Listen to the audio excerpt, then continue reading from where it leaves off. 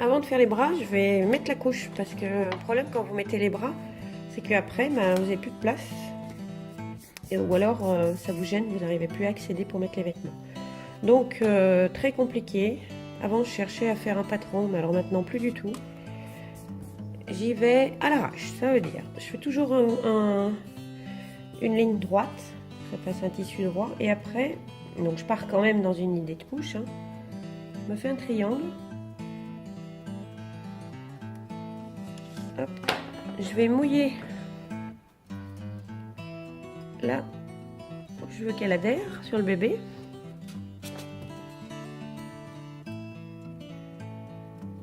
Parce que si vous faites un patron, vous n'aurez jamais la bonne grandeur. Je m'assois pour être plus précise.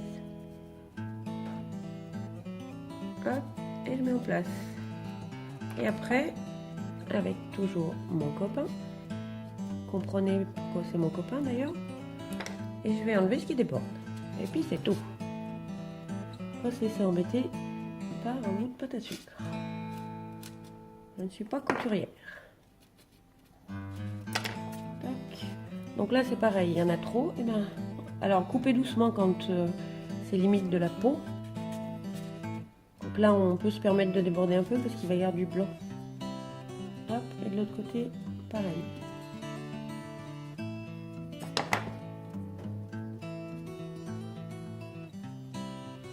Vous voyez, c'est compliqué. Hein, et maintenant, on va faire l'arrière. Donc toujours pareil, je pars droit. Hop. Je mouille là où je veux coller. Je pense que là, je suis sortie du champ. Vous voyez plus rien. J'arrive.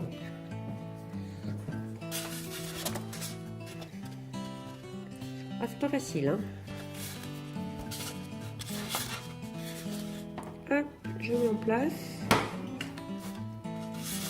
mon copain, je passe dessous et je coupe ce qui déborde.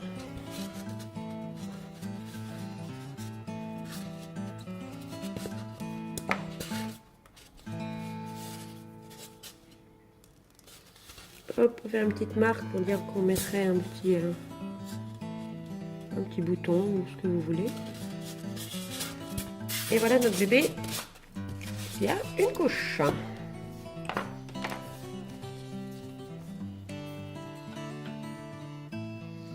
Maintenant, on va faire le blanc autour de la couche. Donc, je mouille. Là, je vais vouloir que ça colle. Tac. Rouleau.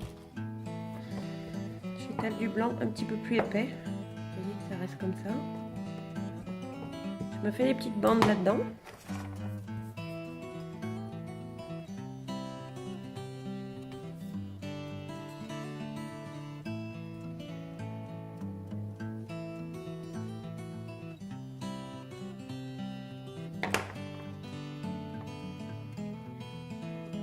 Colle. Vu qu'il y a déjà de l'eau, ça adhère tout seul. Là, c'est juste la bonne dimension, c'est un coup de bol, mais sinon, bah, vous coupez.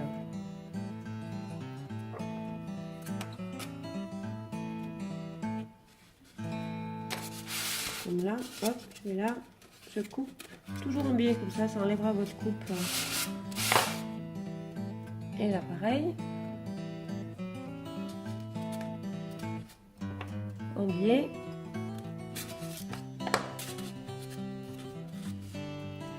Et c'est là qu'on prend l'outil.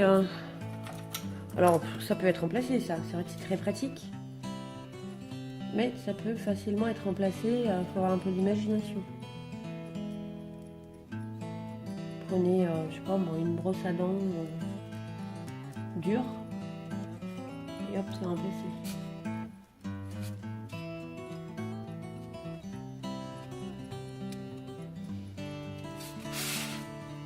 La seule chose qu'on peut se passer, on va dire, c'est certains outils. Après, il faut avoir de l'imagination. Il y a plein de choses qui peuvent être détournées.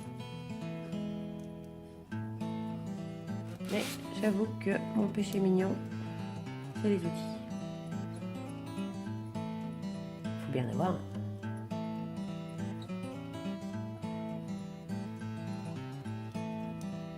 Hop. Maintenant, on va pouvoir attaquer les bras. Alors, comme on a fait pour les jambes, je fais un boutin que j'allonge, mais celui-là, pour l'instant, je ne fais pas forme de carotte. Donc là, je vois d'entrée que j'ai trop de pattes.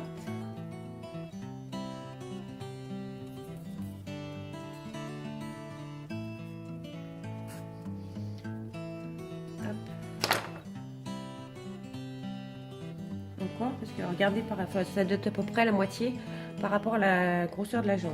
Donc là, je pars effectivement en forme de carotte, mais léger, très léger, beaucoup moins marqué que la jambe. Donc c'est exactement le même principe au début. Je marque ici, l'intérieur du poignet. Comme le pied, c'est une main de bébé, donc il faut que ça soit dodu, il ne faut pas l'allonger, sinon c'est pas beau. Je tempouille tout doucement, ne marquez pas. Et je vais marquer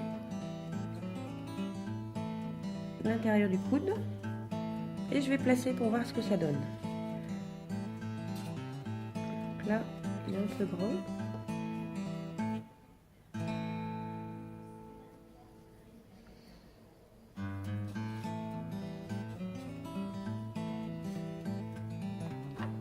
Hop, je coupe. La main.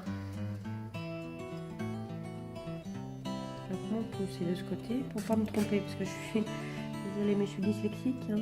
Tac. Je prends un couteau pour marquer la première phalange. Attention de ne pas étirer la main. C'est un bébé, c'est dodu. Milieu du centre. Hop, sur place et je bouge ma lame pour pas que ça se recolle.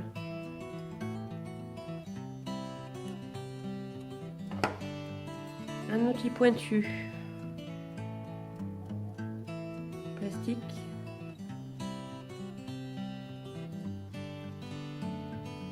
Alors pour ressortir le pouce, rien de plus simple, pas de panique, un tout petit coup de outil, je suis dans le champ, oui. Et là, avec le bord de l'outil, je vais marquer déjà, dessiner. Vous voyez, je dessinais. Et cette partie-là, je vais la prendre, je vais la tirer. Hop, je tire la masse. Et doucement, et quand on regarde de côté, on a placé le pouce.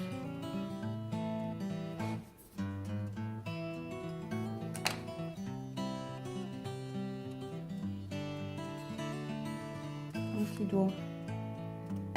On va le couper un petit peu.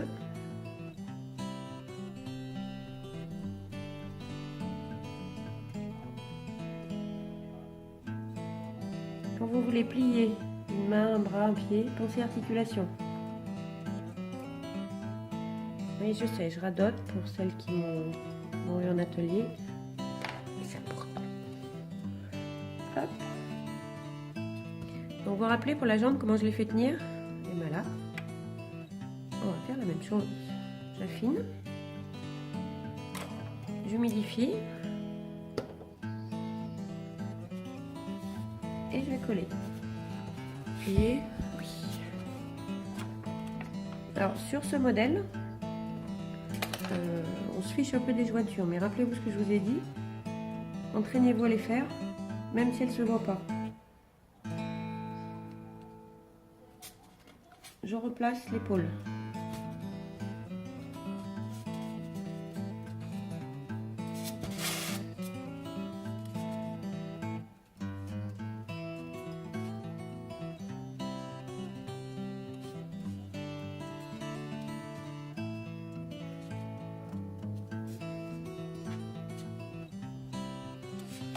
Là, on voit mes jointures, elles sont moches. Et moi, je vais mettre un tout petit peu plus d'eau. Et je vais lisser.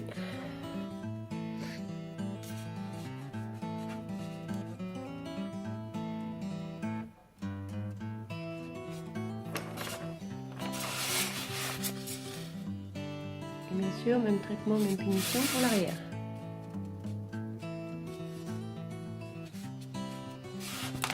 Allez, on fait l'autre. On fait l'autre. J'affine. Petite carotte. Intérieur poignet.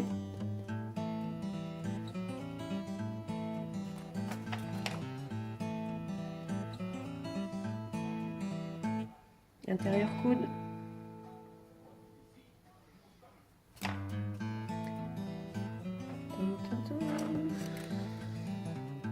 On pousse celui-là.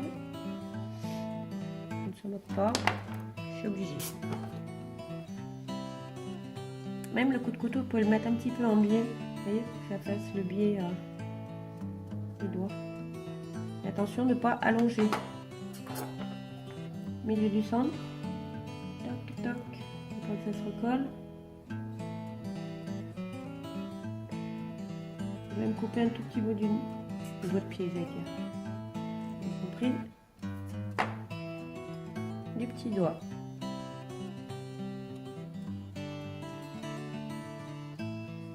J'affine.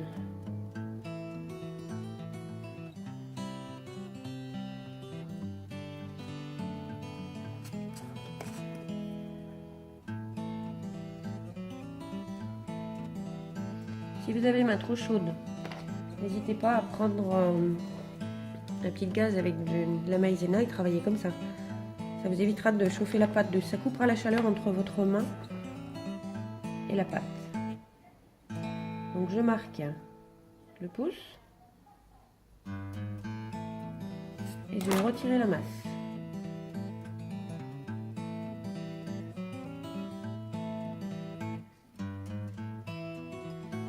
Mon articulation.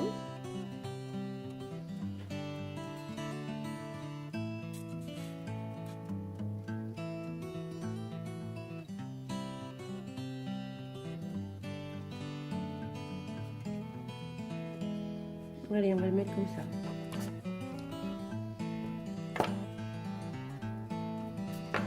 J'humidifie.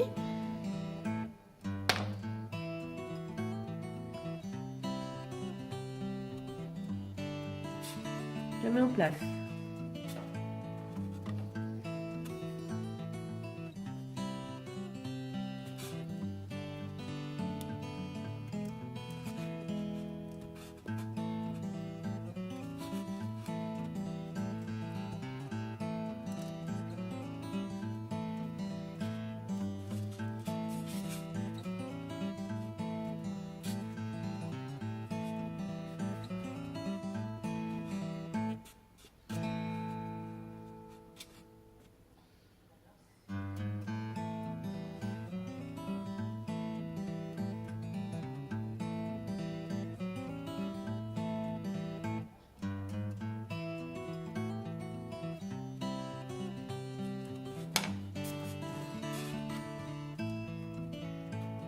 Je humidifie ma jointure pour bien la faire nette. Un autre avantage aussi de cette pâte, c'est que vous voyez la tête, je l'ai fait un an, vous voyez pas, mais je l'ai fait hier. Ben, on travaille, on ajoute très facilement, sans qu'il n'y ait aucune marque. Donc c'est très important parce que ça peut vous aider à vous avancer de votre boulot. Parce que les modelages, ça prend souvent beaucoup de temps. C'est pas facile de s'organiser. Et voilà pour les mains et les bras.